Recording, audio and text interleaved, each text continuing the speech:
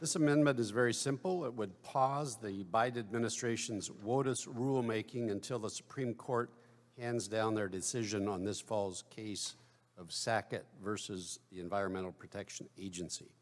For nearly a decade, our communities, our businesses, our private landowners across the country who depend on clean water have truly been in legal limbo, subject to constant political back and forth on the definition of waters of the United States.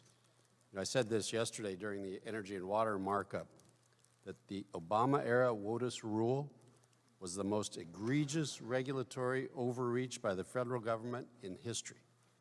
That's not a small statement to make, but it truly has limited the ability of farmers and ranchers to produce the food and fiber that we all depend on. It has drastically increased the cost of housing, placing home ownership out of the grasp of millions of Americans, and it has left private landowners across the United States who are on the front lines of land and water conservation without the certainty and at risk of being fined for doing the very work necessary to maintain a healthy ecosystem and support our local communities. Now, at this point, what I should say is my, here we go again. Because now the Biden administration is trying once again to overreach and expand the Clean Water Act far beyond what the congressional intent is.